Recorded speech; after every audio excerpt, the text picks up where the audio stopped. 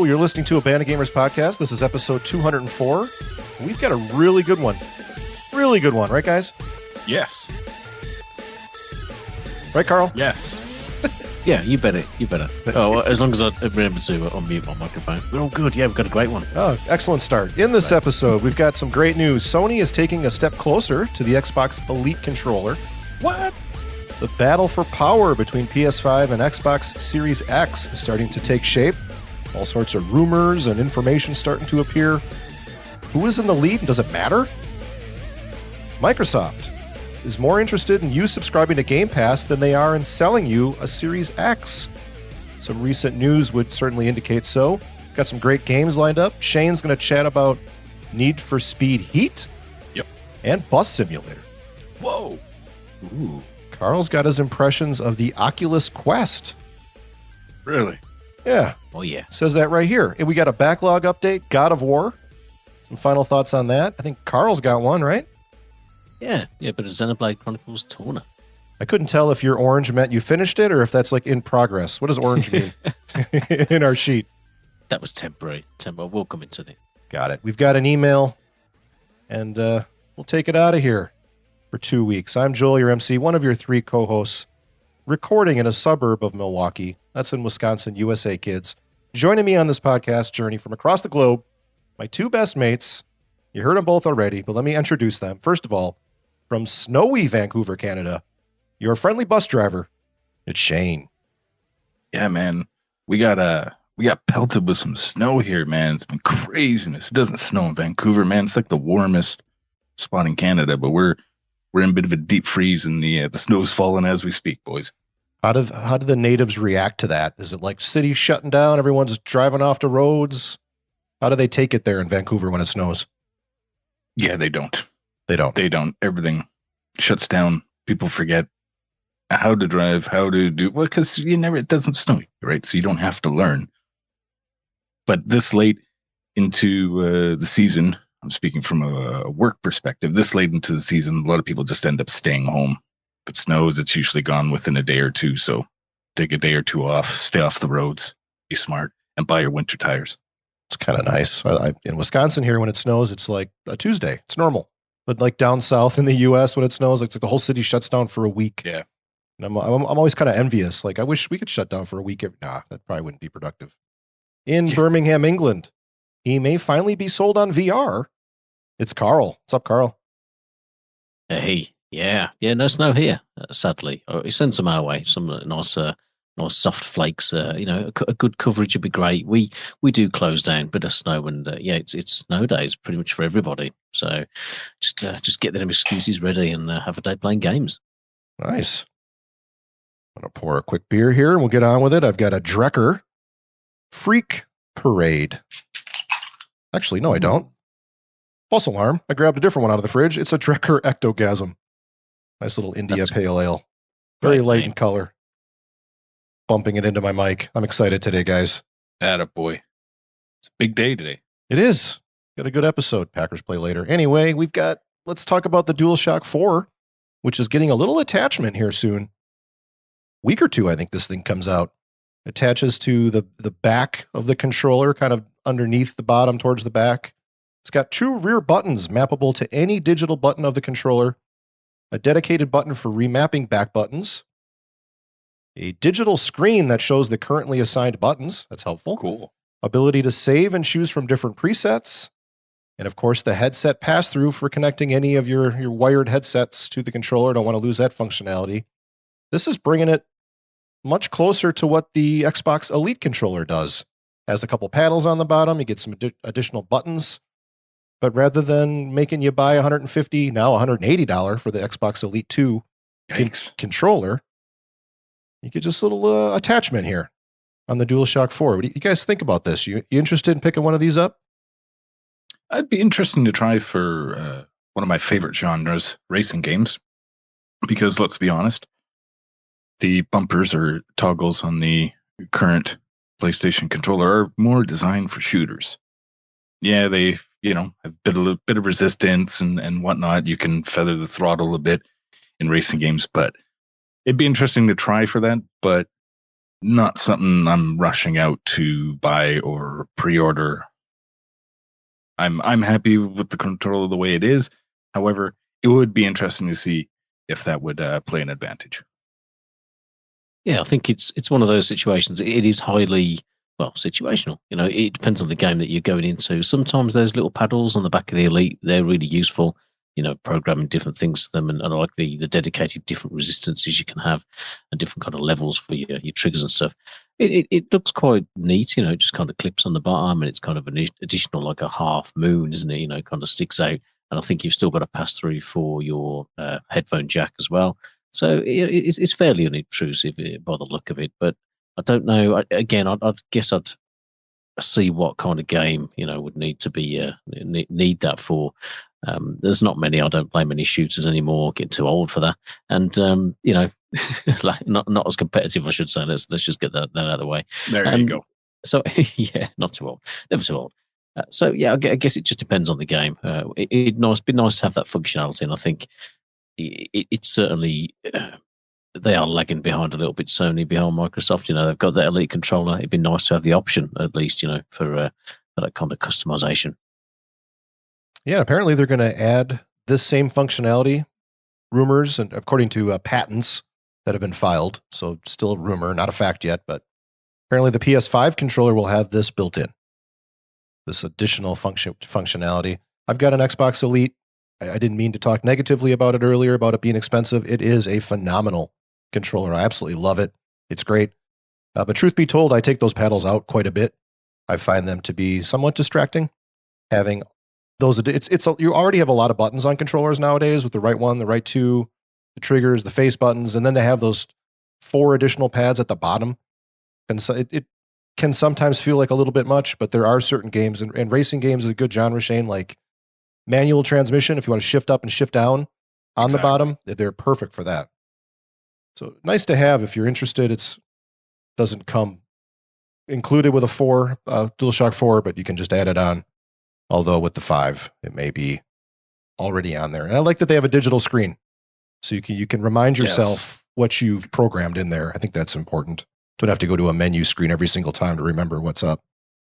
And it's a cool aesthetic too to the controller as well. I mean, we've seen the touchpad that was quite innovative on the DualShock 4. Leading towards going to a digital screen. That's pretty crazy. That's pretty cool. You know what? I was going to have a longer conversation here about controllers and our favorites and all that good stuff, but we had so much more to talk about, I kind of ditched it. But I waver back and forth, honestly, between the Xbox One controller and the PlayStation 4 controller.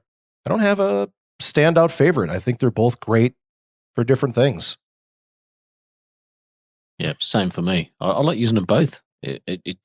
I have no problem, and when I play on PC, generally the Xbox controller is the one that's usually synced up for most of the games, and Steam, you can use it with pretty much everything.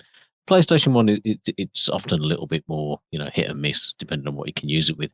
But I have no preference. I'll pick up either one of them and get into them. I kind of like the triggers a little bit better on the Xbox, but I like the shape of the PS4 one, probably a little bit better. But yeah, they're both great choices. Yeah, second that. You get your hands around the PlayStation 1 a little easier. So for games like Devil May Cry and some of those types of games, when I decide which system to play them on, I think that controller suits those a little better. But I do like my first-person shooters with that offset stick and the trigger buttons on the Xbox. So first-person shooters, I prefer the Xbox controller. More action games, I prefer the PlayStation controller. They're really good, both of them, really. Yeah, definitely. And PlayStation made a huge jump with redesigning the size in the DualShock 4 compared to the DualShock 3, which was the same basically since the PS1. That was a huge difference, and I didn't realize how much I would appreciate a slightly larger PS4 controller, and it's definitely superb. When I play PS3, you can use the DualShock 4 with it as long as it's still wired. It won't connect Bluetooth wise, but I'll use it wired for playing, like Test Drive Unlimited or something. Definitely. Yeah, especially given those DualShock 3 analog sticks. I'll tell you what, you pick one of those up now and you're like, oh, good God. Yeah. They really did have a bit of catching up to do with that DualShock 4. I like the heft in it. It's a little heavier.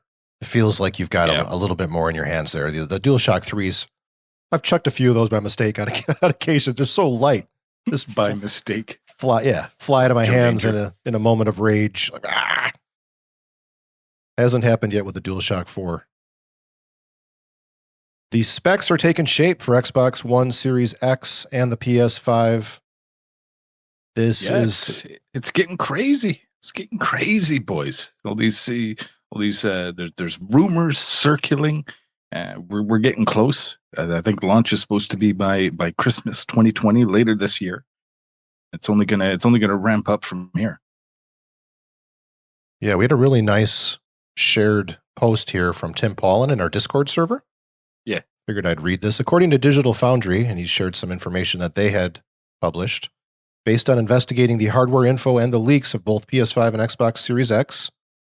So it's not 100% accurate, obviously. PS5 may possibly clock in at 9.2 teraflops.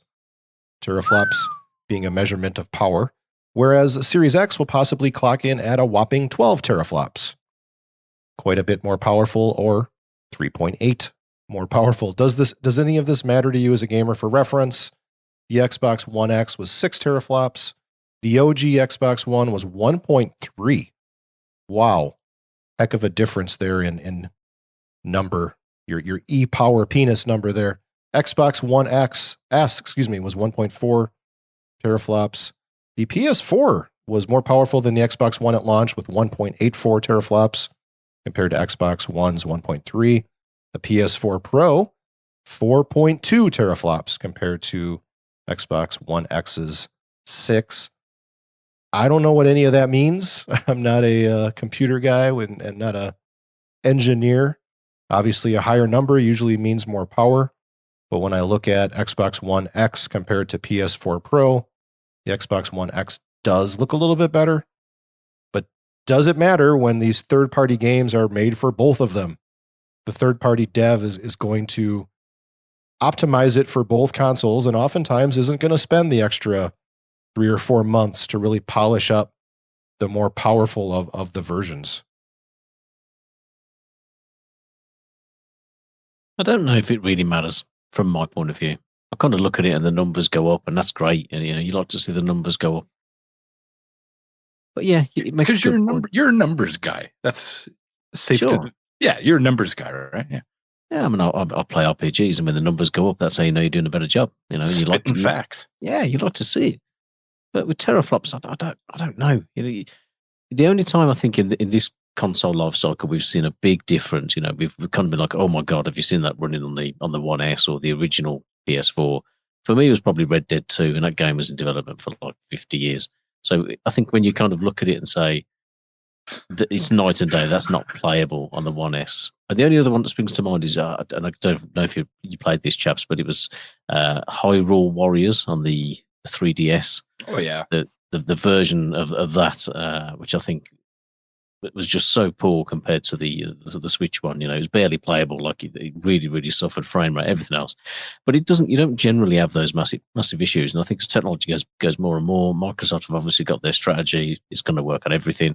And I think PlayStation, they haven't really said as transparently, but I think games are going to be playable across all of these different platforms. So it doesn't really matter for me. I'd like the most powerful one, obviously, just for longevity. But given the life cycle of these seems to be getting longer and longer and longer, yeah, I don't think it's massively. It's just a flex point. It's fanboy fodder early like this when there hasn't been a lot shown, even in games yet, for the upcoming consoles. So come on, we saw that logo, right? Yeah, that oh my god! What did folks expect it to look like? They've had the same logo for generations now. And it was huge news. Oh my god! It's the reaction videos that killed me. Different people's YouTube channels. I spent about 15 minutes just skipping between those. Oh man, a couple of those people were very, very excited to see that 5. Oh man, I missed out. I gotta look this up on YouTube because my initial reaction is, who the hell cares? The 5. And that's how I found out, was from your tweet, Joel, about it. Like, who cares? Like, who cares? I'm like, wait, what? Like, what the hell's going on? And it looks exactly like it's supposed to. It has the same looking PS. And if you were to build a 5 based on the PS, that's what it would. That's exactly, if I could have guessed what the logo was going to look like, that's it. That's it exactly. So what? But because it's not completely new, 20 years ahead of its time, people are like, oh, well, Sony sucks. They're, throwing in the towel or whatever. Like, it just seems, I don't know. It's lazy. Yeah, exactly. Was that the buzz? I missed it. I just saw a bunch of, it was trending on Twitter. I'm like, oh, what is this? They announced something. Oh, wait, they announced the logo. That's it. They said nothing else. Like, what the, why? It depends what side of the fence you're on, I think. People are either massively excited or massively negative about it. And then there's other people like us who woke up having a coffee and went, Yeah, basically. I'm just trying to tweet more. I'm like, there's some content here. And then I tweeted it and realized that everybody and their mom tweeted the same thing like 5 minutes before I did. I'm like, crap. Yeah, cutting edge tweet there, folks. I just said what everybody else just said. Wonderful. Nice job. Learn to do my research next time. Yeah. Well, it's tying right into the same discussion, not about the logo, but about the power struggle or the power battle, if you will, for these two consoles. 6 months before they even release, 8 months before they release, there is a big announcement. This is a true one, not a rumor. There is going to be no exclusive first-party games at launch for the Xbox Series X. Now, according to Microsoft Studios head Matt Booty, who spoke with UK gaming site MCV, over the next year or 2 years, all of our games, sort of like PC, will play up and down that family of devices, Booty said. We want to make sure that if someone invests in Xbox between now and Series X, that they feel that they made a good investment and that we're committed to them with content. Now, in my mind, this is Xbox digging in even further in their Game Pass and games as a service selling to you. It's becoming more and more apparent and obvious that that's what they want you to buy.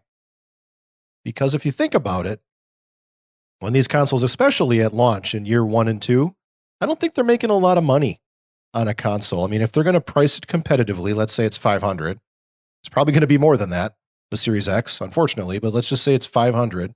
Yeah. What do they make? $50? $100, $150 maybe at the most, considering all the tech that they shoved into that thing, compared to like $180 a year they make off of you if you subscribe to Game Pass and Xbox Live. You do that Xbox Game Pass Ultimate, which includes both at $15 a month, $180 a year over year, they're making that off of you compared to maybe the $100 at the initial sale. So makes sense to me that, but there is a hell of a lot of, again, fanboy arguing in this. And I got involved in a little bit of it on Facebook, actually, where people are like, well, why the hell do I want to buy an Xbox Series X if I can play those exact same games on my Xbox One? That's a good question. It is. No, I have no argument there. Oh. Well, I guess it all comes down to if you want the best fidelity, you want the best graphics, and it will run better. It will be as close to the top tier PC performance that you'll be able to get. The whole thing about not having any, I guess, what do we call them, first party titles on launch is a little bit strange. But I think given that they have got Game Pass, it's kind of irrelevant now. Like if this was pre Game Pass, it would have been outrage. Everyone would have been going crazy. But I guess it just doesn't matter now. Like we have both Plus and Game Pass and Nintendo Online and all that. The only one I actually get a buzz and excited about is the Game Pass titles. Like I don't know about you, Shane, Joel, when you get the actual little Game Pass app on your phone, and you get a little notification going, oh, this is dropping this month. A couple of games on PC, a couple of games on Xbox, and I'm like, oh yeah, great, because they are new titles, relatively new titles. They're titles that you want to pick up and play. And I get I'm like, oh, I've got to play that, and I tend to actually pick those up and play them quicker than I would with PlayStation Plus. The Plus games, I'm like, the announcement comes out, and I'm just like, yeah, I'll download those, or I'll buy them, on the account or whatever. But it doesn't have the same pull. I think Game Pass is such a huge thing for Microsoft now like Joel, you just said there, the cost of these consoles when they launch, a lot of the times it's actually for cost price, or often they make a loss the first couple of months of production as well. So, actually getting them out under people's TVs and stuff, it's the holiday. People are going to buy it because they want to buy something anyway. It's not really a big kicker, I don't think. They're going to have some great stuff on Game Pass going forward. It's a great service for them. So I don't think it matters as much as it used to. And Grand Theft Auto 5 just came out on Game Pass. Speaking of good content, a few years old, but pretty nice. They were able to put that out on there. They've got the Play Anywhere thing going on. So if you've got the Game Pass Ultimate, you can play it on PC. You can play it on your console. You know where I do remember my argument now to the guy that said, I don't need to buy one. It's like, I don't want to sit on my PC and play video games. It's not my thing. Here.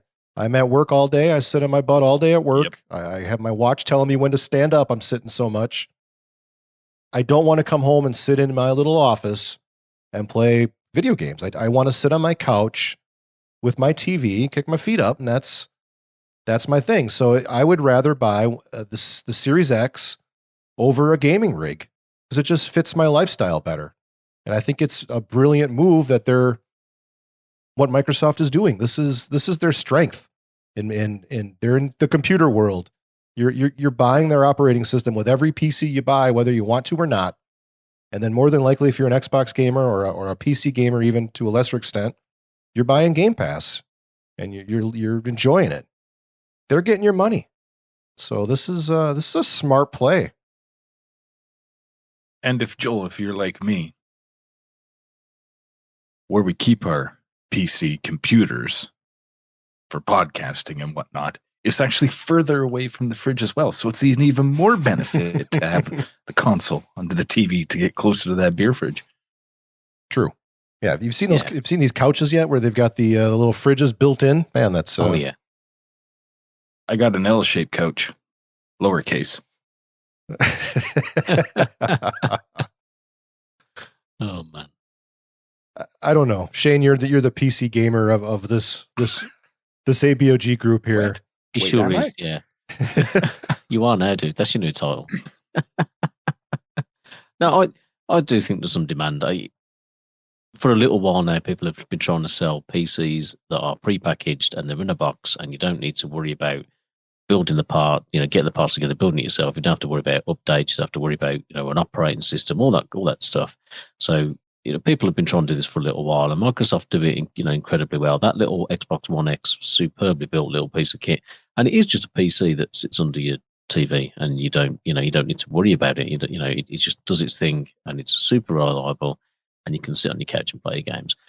For me, it's not really a huge difference. I can jump on the couch, or I can come in here and jump on the PC and a couple of monitors on the setup, a couple of different, each one of them's got a couple of HDMI inputs and stuff. So it's easy to just click on something.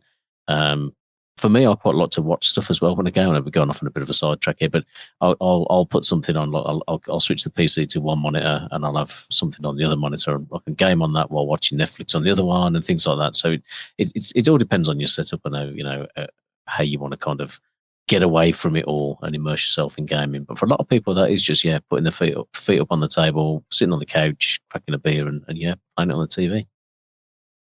How much of this is going to? You mentioned earlier, Carl, the difference between some of the games, like how they really play poorly. Red Dead on the One S may not play very well, but on the One X it plays extremely well.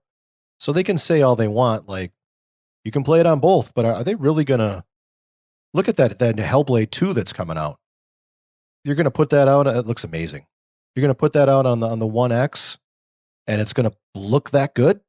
Probably not. It's probably going to be half the frames, or it's going to have extremely long load times. So you can tick that box and you can say it's on both. But are we going to see within the first year these games really cut at the knees on the prior system, where it's just not as playable? Yeah, that is the question. You've always had the same sticking points. It comes down to frame rate. So at the moment, the Xbox One X is capable of putting stuff out at native 60 frames or more, and a lot of the time it is hamstrung. Because with like FPS games, for example, everyone's got to be on the same playing field. Everyone's got to have the same frame rates and all the rest of it. And the other one, it would be 4K, in terms of resolution. So I would expect the new consoles to, be 4K native and, 60 frames. I think with third-party titles and stuff like that, and if they do use it more of as a PC kind of infrastructure, there's no reason why that they couldn't say, right, and again, it's a selling point for that machine as well. You want to buy the new Xbox Series X, native 4K, 60 frames, runs like a dream. If you want an Xbox One X, it'll still run fine. It runs fine at 30 frames, bit less graphical detail. It's 1080p. So, there are still elements of snobbery, in terms of game. You want the new thing, you want it to run the best possible way. I know plenty of people who, the reason why they bought or made gaming PCs is because they want to play the games at the best possible quality that they can. So, yeah, there will be some of that. I think that they will have to hamstring some of these things, especially, if you're looking at playing it on the original PS4 and the original One S. Like, if you're looking at those, we're getting back to the teraflops here, but if you look at the differences now, you're talking 1.3 teraflops to 12 or whatever it was, 9 point something. That's a big difference. So, whereas at the moment it's much less of a gap, between the pros and the One X's of the world. But yeah, I definitely think they'll have to, and it wouldn't surprise me if they use that as a selling point as well. And this is first party too, that obviously that Microsoft is talking about here. They're going to put their first party games out on both systems. Who the heck knows what the third parties are going to do? That new Madden comes out. Are they going to make one for both? Are they going to make one that plays on both, or two separate ones? I mean, that's yet to be determined. You know what I'm saying? They may decide that they're going to go all into the Series X and the PS5, and they're going to code that game for that system and leave the other two in the dust. Or, like we've seen in some past generations, they'll make one for each. Here's one for the 5, but if you still want to play it, here's one for the 4. It just may not look as good. This is just first party we're talking about. Be curious to hear how the third parties handle this. Puts them in a weird spot, I think. It does, because they tend to either just keep it consistent and say, right, this is the same game on whichever iteration of the same generation. But then you get the Vita and the Switch kind of, your FIFA game is just like the, whatever they want to call it, the core edition, or, the very basic version of that game. And that's what you don't want to see it happen. And I don't think that they could do it, because obviously you've got such a huge kind of, what's the word I'm looking for? Like a pickup rate, I guess, of all these different consoles out there. If EA say, "Oh, the next Madden's going to be on this wonderful engine, it's going to be doing all this stuff, it's going to be so fluid, 60 frames, but we're going to make a dumbed down version on the Xbox One S and the core PS4," then obviously there'll be millions of people who would be, annoyed if they did that. But it's not. I don't think they're going to come out and say, all right, we're just making a dumbed down version for you. Well, yeah, that's poor marketing, if they're going to do that. But you know what I mean. To be fair, it is EA. You never know. Well, yeah, there is always that. Yeah, they could make a dumbed down version for the new ones too, right? I mean, who knows? Just look at the NHL series for the past ones. Yeah, I know where FIFA's going, to be fair. That game still hasn't come down in price. Do my head in. Yeah, it's been on sale, though. Yeah, but, 35 quid or something? Still too much. Sure. Speaking of EA, I know EA's got Shane all excited last week or two. Tell us about Need for Speed Heat, Shane. Oh, man. Need for Speed. What a series.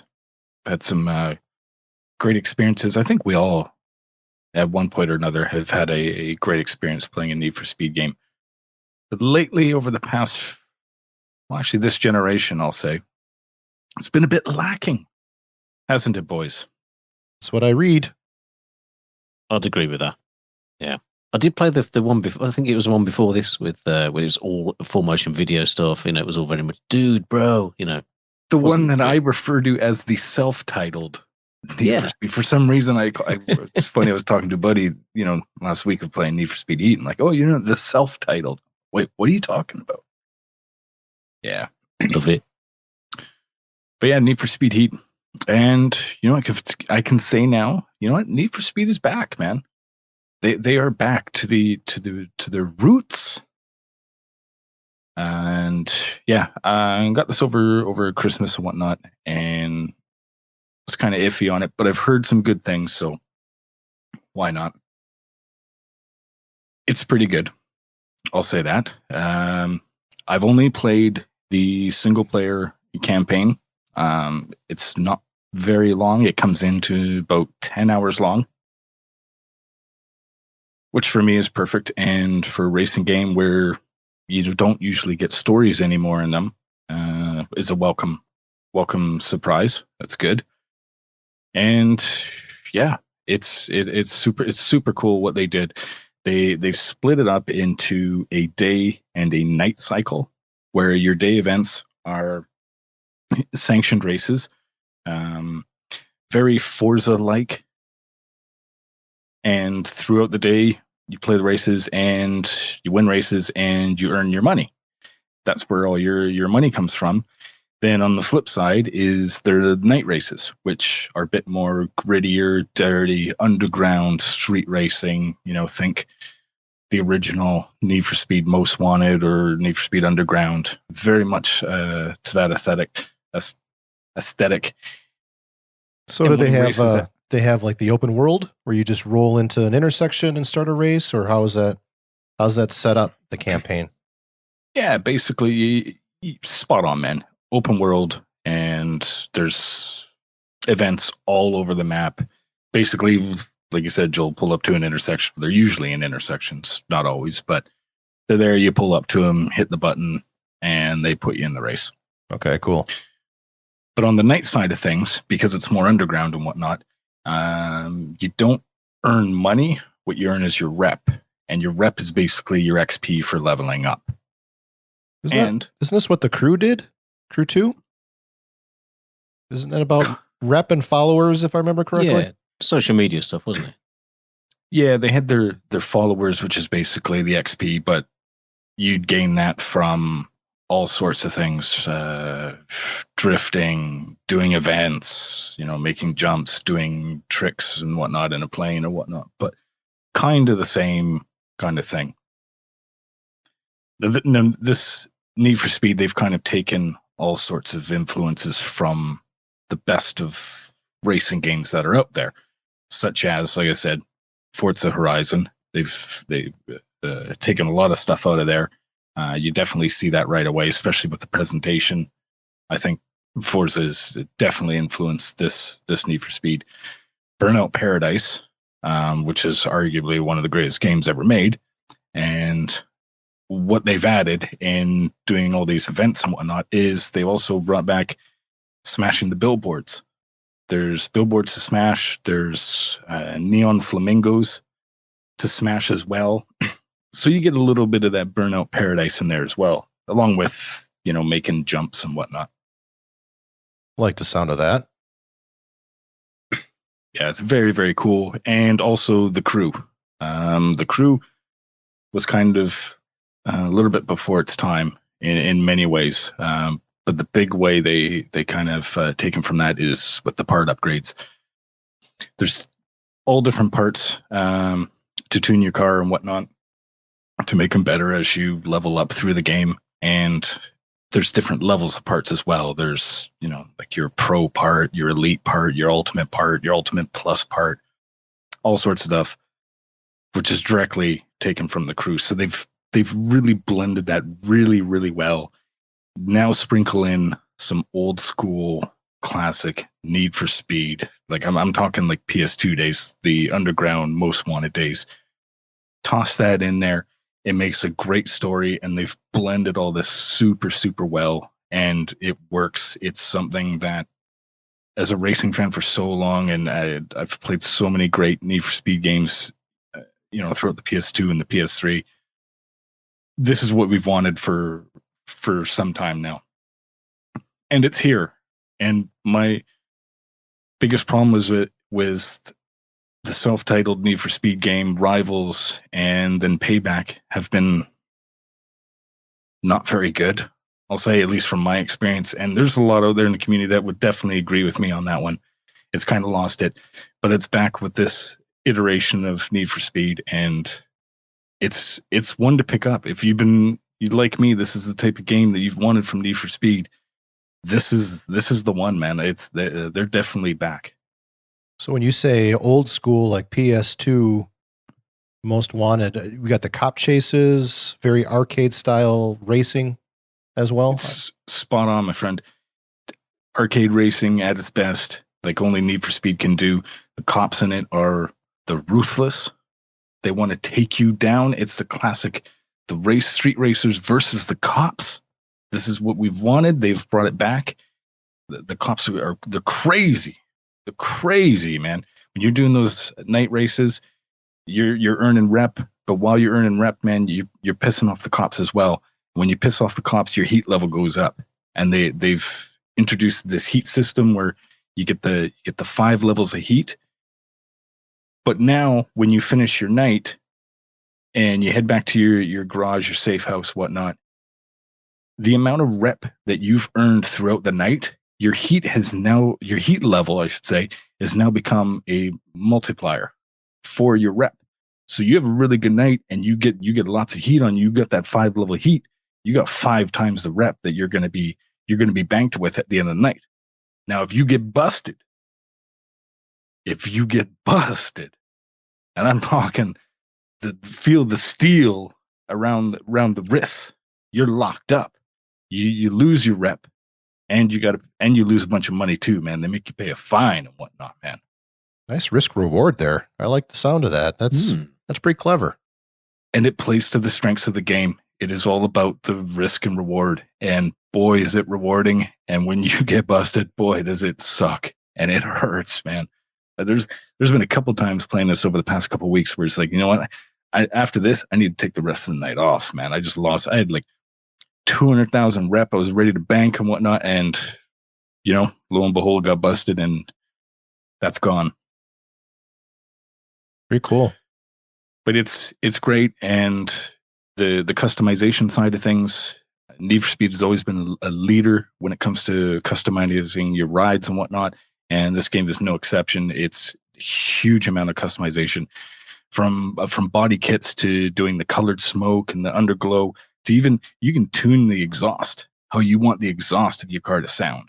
It's crazy. They went all in. There's major brand manufacturers in there for you get your Rocket Bunny kits, you get your Liberty Walk, you got your 1552 wheels, you know, all sorts. And it is so good. It is definitely the best Need for Speed game in a long time. It's the first one I've played through and finished to the end since The Run, which I thought was really, really good and really clever story in that one. I thought that was good. But I think it's definitely better than that. And, if you're an old school Need for Speed fan, this is the one to pick up. If it's been a while, give this one a go.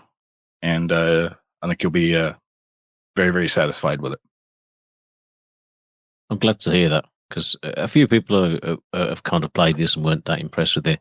But I was waiting to see you pick this up and see if it was, worth playing through because it did look like it had a lot of those elements of, Burnout Paradise and those little bits of Forza. So I think I might have to check this one out.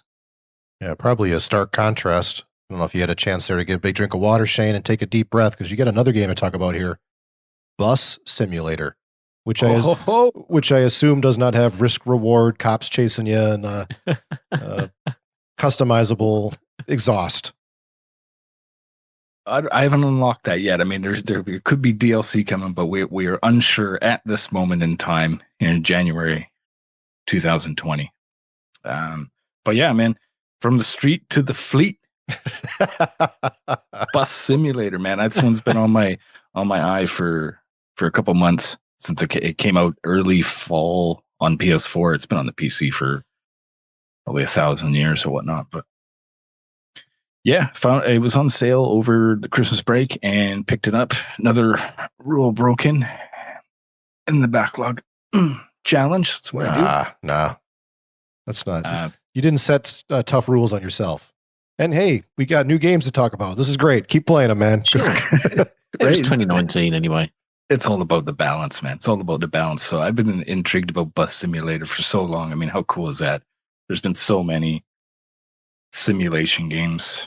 farming and whatnot. I've got no interest. But when I saw this and I saw the trailer, it's like, oh man, it'd be so cool. Look at this, man. He's lowering the ramp, you know, for the wheelchair access and whatnot. Oh my God. That does not sound like fun, I have to admit. Oh, it's amazing, dude. It's amazing. It's so good. So I picked it up and started driving the bus. And it's everything you could imagine. And being simulation, everything is there. You know, you got to pull up to the stop. You got to, you know, you can't be hitting the curbs or whatnot. You got to do this properly, man. You got to take your job serious. People getting on the bus, they want their tickets. You got to get the little computer screen there on the side, and you know you got to punch in their ticket. You got to give them the correct change too, man. You can't be shortchanging them, man. That's bad business. That's bad business. You got to respect the customer. Customer comes on, and you're off to the next stop. They may pull the dinghy or whatever it is, and you got to let them out at the next stop. I said, you know, there's wheelchair passengers. There's passengers with certain difficulties. And you know what? Sometimes you got to kneel the bus, lay out the ramp, let them on, and continue on with the route. And it's excellent. Sounds like a racing fan's palate cleanser. Besides that, what? Sell me. I mean, why would I want to play Bus Simulator? Besides, I just, you know, needed to put the other racing games down for a minute and like calm the F down. Well, how is this fun? It is so chill. It's so chill to, you know, just be chatting with a buddy and just drive some routes. And you can't go too fast. You can't, you know, otherwise the passengers complain. You got to watch out for potholes. Passengers complain. They don't want to get thrown around. You know, they want a safe ride to their destination. This is why they're trusting us, you know, the faithful bus drivers. But it's man, it's so laid back, and driving a bus would be so cool. You know, it's definitely, I have applied numerous times, obviously, but man, it's just, I don't know, man, it's so cool. Like there's the little things, like I was doing a route, and you know, this bloke gets on, and you know, he's got his headphones in, you know, and whatnot, but his music was just is too loud, and a little thing comes up like, hey, you got a passenger that's listening to the music too loud. You got to pull the bus over, boys. Seriously, you got to pull the bus over, get out of my throne, and go back there and be like, oi, you need to turn it down, like you're disrupting the other passengers. You know, take it easy. And it's like, oh, sorry, you know, and whatnot. Then you go back, you know, to your seat and start driving the bus again. Fist fight ensues. Like, no, what do you mean? I'm not turning it down, you fat. Yeah, make it accurate, make it real life. Right? You got two chavs upstairs smoking weed. Oh, you know, man. you just gotta keep your head down, ignore them, and let CCTV do its job. You know, or people refusing to pay. Did you get any fare dodgers, Shane? Anyone trying to just shortchange you? No, not on my watch, mate. Not on my watch. It's a mutual respect, you know, that goes on. They respect me, I respect them, and it's great. Except for this one. And I apologize in advance for getting a little heated, but this shit really, you know, really stings me. I finish the route, everybody gets off, and I go back and I look, and somebody left their disposable coffee cup on the seat. They just threw it there. Didn't bother. You didn't put it in the trash bin. You don't take it with you. Like, who does this? It's 2019. It's 2020. Pick your garbage up. Take it with you. Take it to a garbage bin. So then I got to go back, you know, pick the garbage up, put it in the trash bin. We don't actually have to put it in the trash bin in the game. I mean, sure, that'll be DLC or probably a pre-order thing. It's not, by the way. And then clean up the bus, and then continue on and take the bus back to storage and whatnot. Man, bunch of piggish peeps. Very, very piggish. But not only are you driving the bus, you're also, you know, building a respectable bus line. You can hire drivers. You buy buses. I think there's about 8 buses in there that you can buy and whatnot. I haven't made it too far into that, but I have hired another driver. You know, because it's crazy, man. The passengers, they need to get around, and you know what? You need more drivers. You need more buses.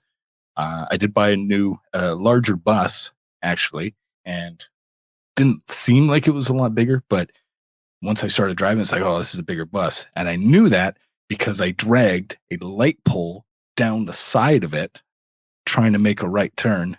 Because you know, in a bus, you know, when it turns, you got to get real nice and wide, get that big wheel. You know, those old school. I try doing that, trying to be, as legit as possible. Like this is like an audition tape or something, or I could like, save it to like Twitch or whatnot and add it to my portfolio when I apply to be a bus driver or something. But yeah, man, it's, I love quirky games, and this one really fit the bill. I've always had a, respect for, those driving the buses out there. One of my best friends drives a bus. Great. And, some of the horror stories from, the public is, pretty shit, but yeah, bus simulator, man. Fun stuff, man. Something I wanted for a while to at least give it a try. I didn't expect I'd like it as much as I do, but it's something to cleanse the palate now and then, and just kind of like chill and just, drive the bus, make some money. And it's been a lot of fun. I didn't expect you to talk about it as long as you did there. You're pretty excited about this, but next time I'm driving down the road, I'm going to think of you, Shane. If I pass a bus, you're like that. My buddy Shane right there. I'm going to think about that. Right. Give him a double honk. That's pretty cool. And speaking about piggish people, this really gets me going, man. When I'm driving to work, or usually it's to work or in the morning, I notice this a lot. And you got somebody in front of you who just rolls their window down and throws all their garbage on the road. Oh my God. Oh, but what is wrong with people, man? Every time I have this like internal battle, like, should I get out and go like crack this person in the face? Should I go out and go beat on their car? Usually what I want to do is go out, grab it, and like hope their window is still open, like throw it back in. Man, have a little respect for your bus driver and the earth. Don't throw your garbage all over the man. That drives me nuts. Can't you just wait till you get to your destination? Everywhere you go nowadays has a garbage out front. Just wait till you get to where you're going and throw your garbage away like a proper human. Man, what is frustrating. Amen. State of the world. I'm glad you're enjoying bus simulator, mate. I know a listener of the show, Yellowbug Dave, he's played a lot of this and has thoroughly enjoyed it. And you get a lot of these games, and get the one with the trucks, like driving all that all over Europe and all over the States, like Truck Simulator and all that. Yeah, bus simulator sounds cool. I would like to try it, but I don't really want to. This might be a rental that I have a little bash at, because the specific routes, by the way, Shane, are you like around Manchester or Liverpool or Birmingham? What's the crack? Or is it made up stuff? Yeah, it's a made up small European town. Looks like an Austrian town. Okay. For all my years I spent in Austria, but it definitely harkens the Austrian countryside, I guess. Oh, that's good. That's good. Very good. Nice. Okay, so at least you get the scenery. Yeah. Now the simulator game that I want to see come to console would be Shower with Your Dad Simulator, which is a PC classic, a Steam classic. Hopefully that gets a console. I think you just crossed the line there, my friend. That went a little too far. Check out some clips. It's pretty hilarious. Wow. It's a funny game. It's a real game. It's a real game. Sure. Okay. So anyway, moving on. So this better not. I don't think it's in VR though. Yes. Thank you, Shane. Stole my segue. Not in VR. Tell us about your VR experience with that Oculus thingy. Oh yeah. Well, this is a father-son VR experience, which is definitely not like that. This is grand. This is good stuff. Oculus Quest. The boy had this for Christmas, and you know what kids are like. They come up to you and you're like, yeah, I don't really want anything for Christmas. And then 2 weeks later, they're like, yeah, I want this, and it's £400.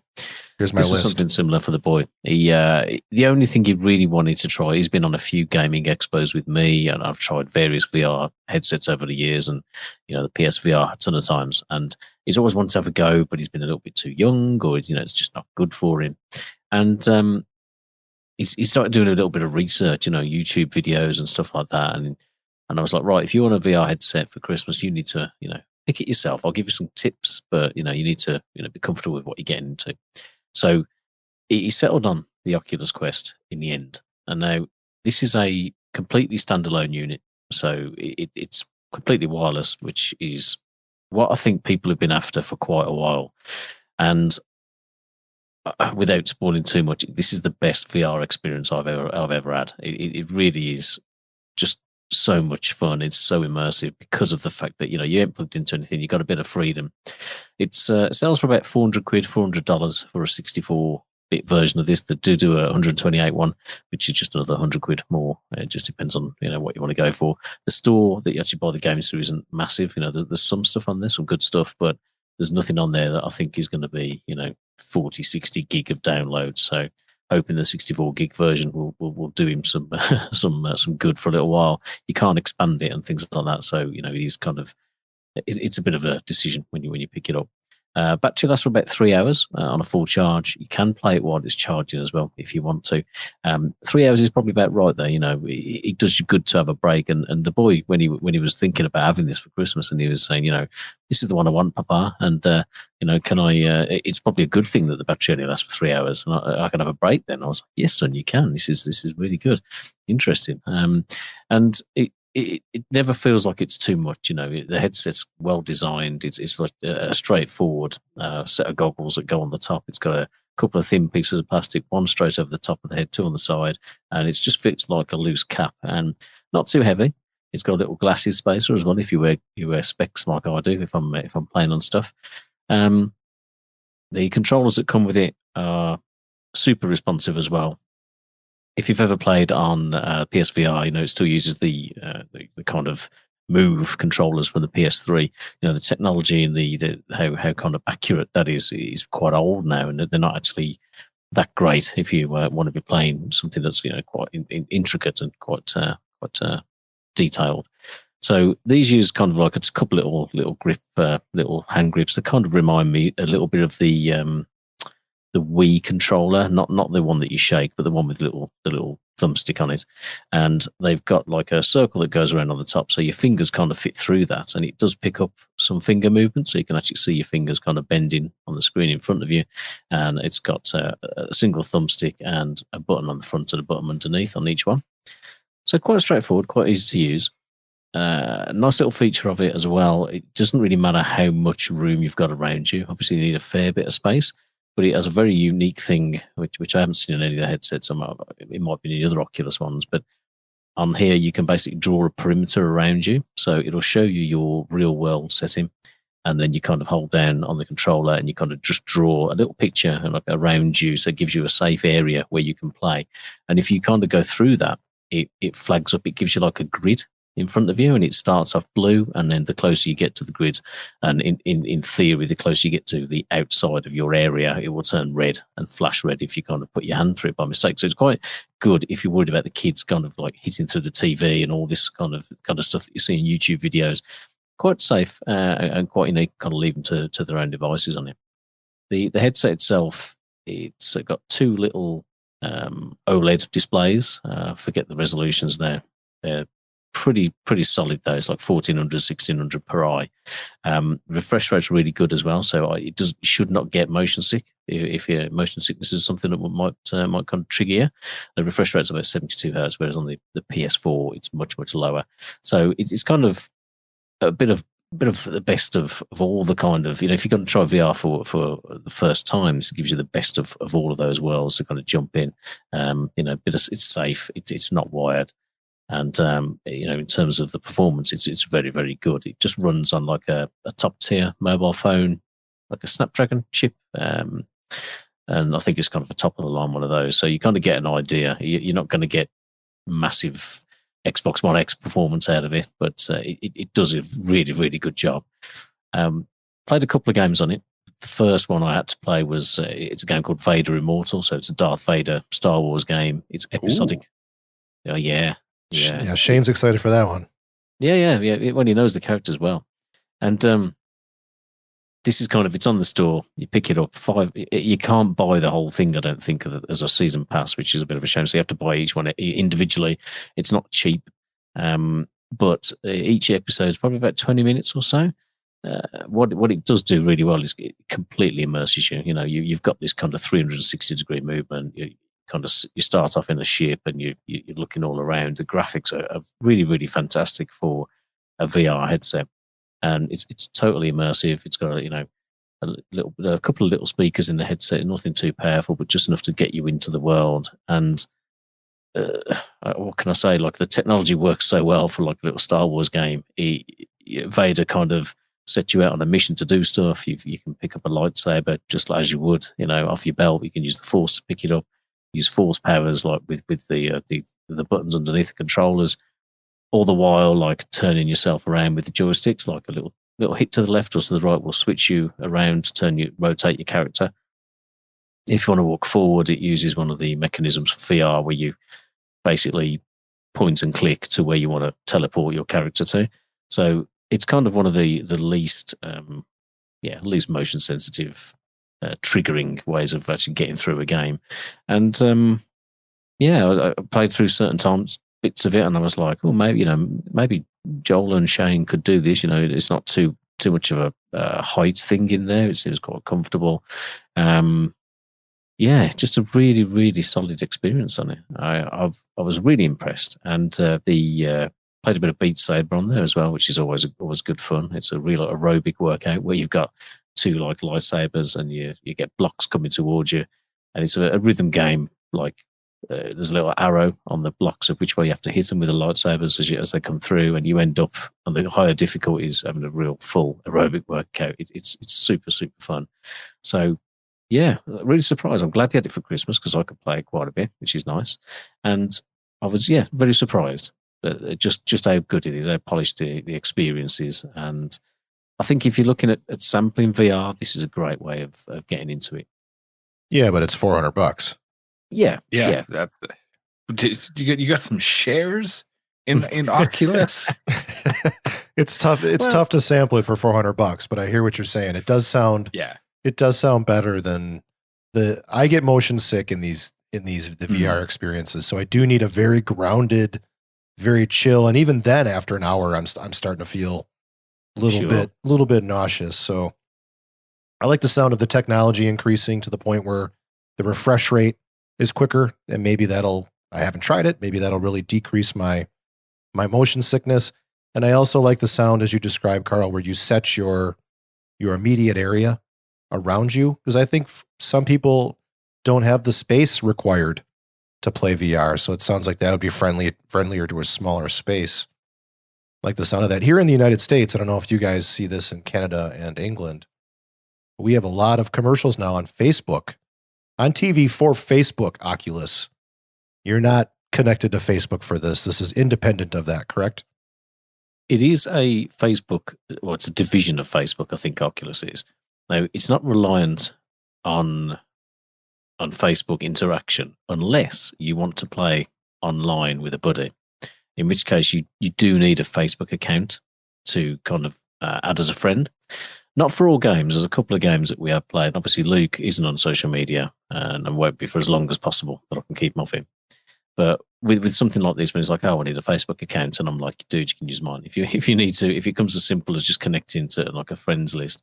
But some of the games within it obviously have their own built-in messaging system and its own friend system to add players on and stuff. So he hasn't come across a game yet where he's needed it, but I would imagine that it would be built into that integration for sure, Joel. I don't think, depending on what games come out there, I think there will be a lenience on it, especially as Facebook is decreasing in popularity and all the rest of it. This is just a simple way of kind of keeping those accounts up in it.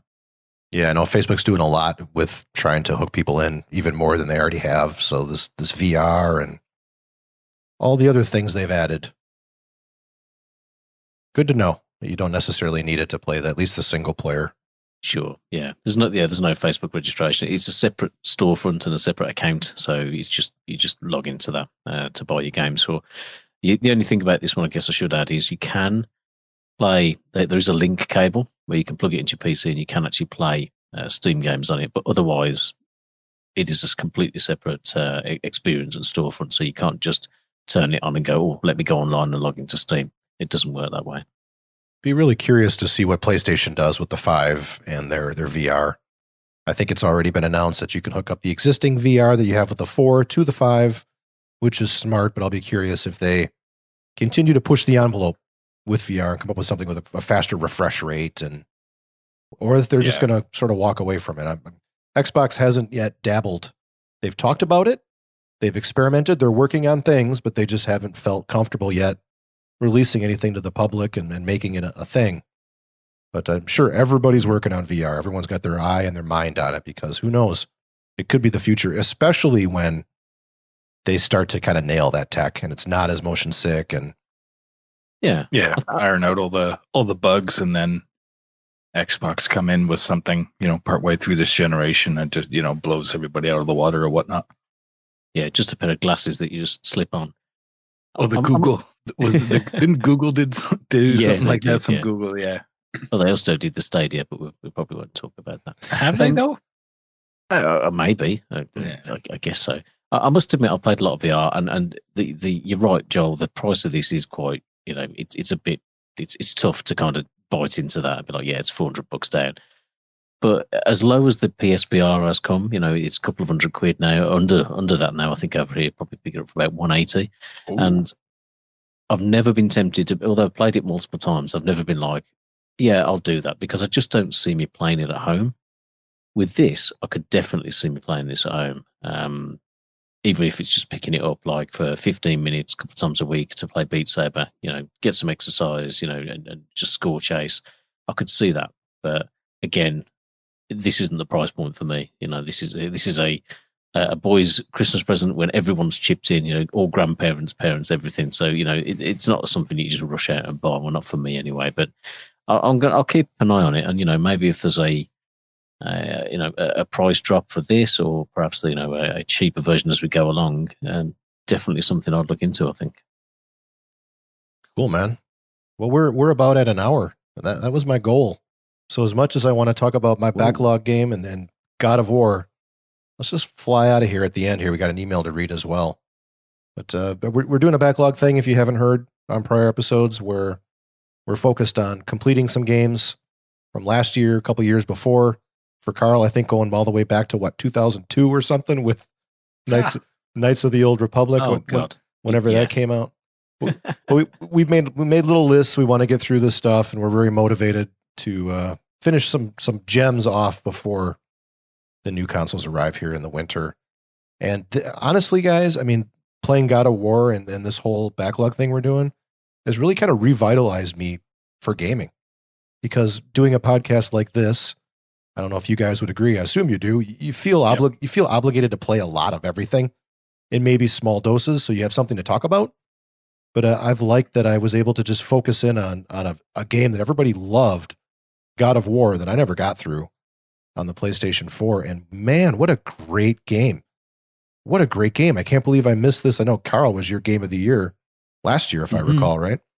Yes. Yep, sure was. Very good. The pacing is excellent. The gameplay is great. The story is really, really good. One of these games where it's pushing me to want to find out what happens next. I mean, at the beginning of the game, it starts off your wife/mother, because it's father and son playing through the game together, has passed away, and her wish is spoilers. Her wish is to get you all the way, like to take her ashes to the top of the highest peak in all of the realms. I'll be hitting me with this. Go get your Kleenex. But it's touching. That's a touching way to, start, base a story around. And it's the journey of father and son, and it's like a disconnected father and son, where, of course, dad's not around or isn't present necessarily in the son's life. The son's very reliant on mother. Mother's gone. Now he has to rely on his father because he's a very young lad. And it's their relationship, and it's sort of back and forth with, he's doing the right things for his son, but he's also keeping like a wall. Like, I'm not going to tell you about these certain things.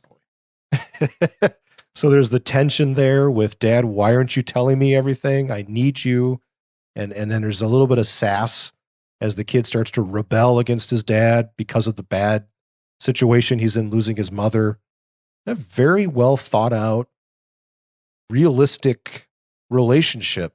You feel really a part of that. You want dad to be a good dad. You want son to be loyal to his father. But there is that tension between the two, and that sort of plays out throughout the game. And it's just besides that story, which is excellent, it's a great game. The gameplay is phenomenal. I love the pacing. It was 20 hours, I think, maybe, to get start to finish. And then I finished it, and it's like, oh, by the way, there's all sorts of other stuff to do that isn't even just New Game Plus. It's you've got another, I don't know, 10, 15, 20 hours of gameplay if you want here. Very cool. Old news for a lot of you out there, but man, God of War is a great game and making me feel good about gaming again. Being able to cherry pick the best, awesome. best games that I've missed rather than just playing a little bit of everything. So anxious to get to the next thing, but happy to cross this one off the list. Next for me, I think, is going to be Luigi's Mansion 3 on the Switch. I just started this one today. Like a 12 and a half hour game, I think, by all accounts. So I'll hopefully have a big update for that one next time around. Ooh. Yeah. Anything else you want to add to the God of War chat there, Carl, real quick, before you share what you've been getting at in your backlog? I'm just glad you've got through it and had the time to play it. I think you're right. I love the relationship between Kratos and Atreus. I think it's the little moments that just made me go, when he's like, you can feel it's a tough thing to do with video game characters when they're trying to portray an emotional struggle within one character. And when he's like, he wants to say more to him and he stops himself, or when he goes to put his hand on his back and like just comfort him and he stops himself. And it's almost like you say, he's trying to protect him, but trying to be there for him. And I just think they did a really good job with that. Great game. I'm glad you got through that one, mate. Thanks. So what have you been playing in your backlog? I've gone back initially on the Switch. I've gone back to Xenoblade Chronicles Torna. I haven't finished it yet. I'm right at the end, but there's a bit of a pain with this one in terms of actually getting through and finishing it. The original game, I hammered through it, loved it. Best game on the Switch in my opinion. 120 hours or so on that game, and this was DLC for Xenoblade Chronicles 2, but it's also kind of a standalone game. You pick it up physical on its own. You don't need to play it, Xenoblade Chronicles 2 to play it. It kind of tells the story of the 500 years before, of kind of what goes into the situation that you find yourself into at the start of the main game. And it's really cool. I've loved playing through it. It's a little bit more condensed. You've only got 2 Titans to actually play on. It's meant to take around about 40 hours in total with everything, like if you did all the story and the side quests. But you can actually finish the main thing in around about 15, 20 hours if you would just power through it. So I've kind of gone through, and I'm about 25 hours into it at the moment, and I'm kind of where I need to be in terms of finish the game, but you can't actually finish the game until you level up your community, which is basically a fancy way of saying that they collect all your side quests, all the people that you meet. Usually in an RPG, you can just do, I quite like that, I'll do that side quest and forget about the others. You can't really do that in this game. You kind of have to get people on side. You have to build a militia, essentially, and do all these quests for people and get them in, which is fine. But when you're at a point where you want to finish the game, you kind of have to plow through and finish those off. So, yeah, I've got to kind of put that to bed and then push the button and finish the game. So, not far away, and I thoroughly enjoyed it. It's as good as the main game. I kind of appreciate a couple of the characters a lot more having played this prequel to actually playing Xenoblade Chronicles 2. So, yeah, should be off by the next time we record. You're a madman. Well, we've got an email. Let's read that here. It's from our good buddy Mike, or Mac, a longtime listener of the show, friend of ours online for years and years and years. But he says, hello to you, Joel, Shane, and Carl. I'd like to start by saying you are all doing a great keeping this podcast going. Well, thank you. Appreciate that. 8 years now. Pretty exciting. Wait till you hear episode 152, buddy. Oh, dude, that's a banger. I don't get it. What? Yeah. So back to his email. It's been a very rough road in 2019 for me. Too many funerals and other things that kept me from gaming a lot this past year. Sorry, buddy. That sucks. For 2020, I plan to game a lot more, but I'm going to do something similar to what you guys are doing with buying only games I really want this year. Ooh. Now, with the new PS5 and other new consoles being released holiday 2020, I will not be getting any of them. My challenge will be to wait until May 10th, 2021, on my 50th birthday, to buy a PlayStation 5. Whoa. Damn. It's going to be quite the challenge. Right? Indeed. Well, that alone will be a gift worth waiting for. Yeah, I would say. Now, that's a challenge, but with all the games out there for the current consoles, I believe I will have enough to play till then. I mean, I have a backlog that goes all the way back to the SNES. Damn. Plus, I am now proud owner of a gray Switch Lite. I've been buying games dirt cheap when they're on sale physically and digitally, and I already created a backlog on that system.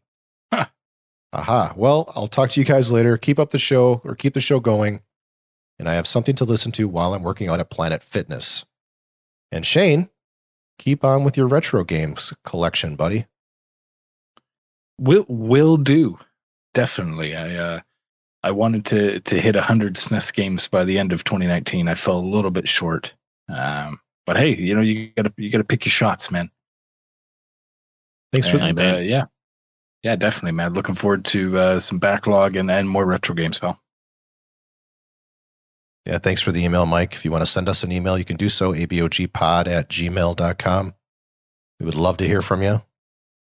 Anything else you guys want to add before we shut her down for 2 weeks? Nah, just get into your backlogs, people. Get some games under your belt that you wanted to play, ones that you really, really wanted to go back to, and let us know. Let us know what you've been up to. Yes. Yeah, hit us up. Love to share your backlog efforts and what you're getting through. And man, it's been fun chatting with people online about that stuff. Yeah, definitely. Be like Mac. Let us know what's going on. What are you playing? What did you just finish? What's your backlog looking like? Heck yeah. All right. Thanks, everybody. Be back at you in 2 weeks. Another great show. Enjoy your games, eh? Classic. Love it. Cheers.